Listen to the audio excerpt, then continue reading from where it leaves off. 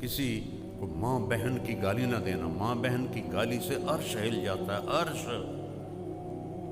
عرش ہل جاتا ہے جب کوئی کسی کو ماں بہن کی گالی کرتے. کیوں ماؤں کو بیچ میں گھسیٹتے ہو, کسی کی بہنوں کو گھسیٹتے ہو, بیویوں کو گھسیٹتے ہو؟ اللہ کا عرش کانپ اٹھتا ہے.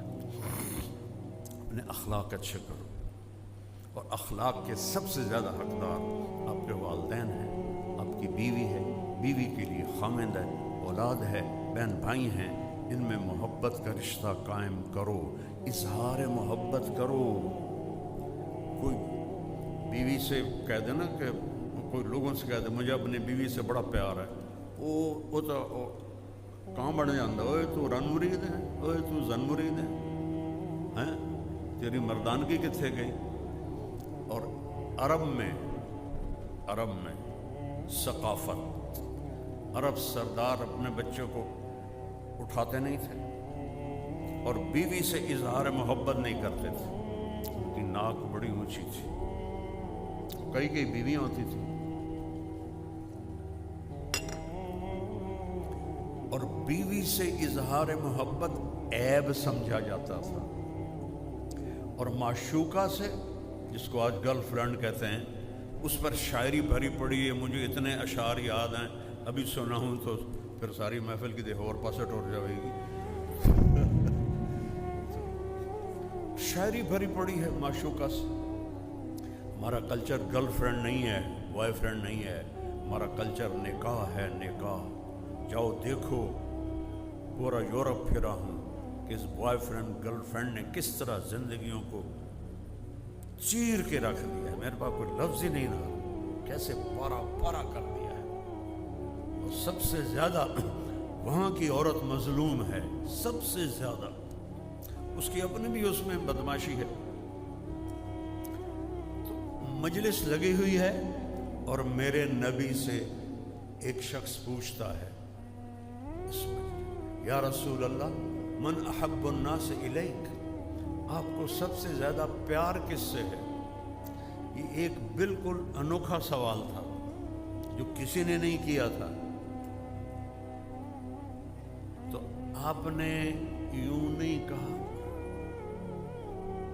عائشہ نام ہے, چپکے سے ہیں, کیونکہ عیب سمجھا جاتا تھا کہ کوئی کہے میں بیوی کا عاشق ہوں. تو آپ اس کو پہلے بلاتے عمرو بن عاص سے رضی اللہ عنہ, جنہوں نے یہ پوچھا, تو اس کے کان میں کہتے, آپ نے کہا مجھے عائشہ سے سب سے زیادہ پیار ہے. وہ تو ساری مجلس ہی ہل گئی. وہ صحابی وہ کہنے لگے ایک ہی بڑی. تو انہوں نے سوال بدلا, نہیں نہیں نہیں نہیں یا رسول اللہ, میرا مطلب ہے کہ مردوں میں کس سے زیادہ پیار ہے. کیونکہ وہ اندر گل گئی نہیں, اس لیے میں اس کی معاشرت بتا رہا ہوں. دین کو سمجھنے کے لیے نا عرب کی معاشرت کا جاننا بھی ضروری ہے. گھٹنے ٹیک کر میں نے ایک زندگی گزاری ہے کتابوں کے سامنے. پتھر کی اینٹوں پر میں سویا, گرمیوں کی راتوں میں تپتے فرش پر اینٹ کے سرہانے بنا کے میں سویا ہوں. کہنے لگے یا رسول اللہ نہیں نہیں نہیں نہیں, مردوں میں.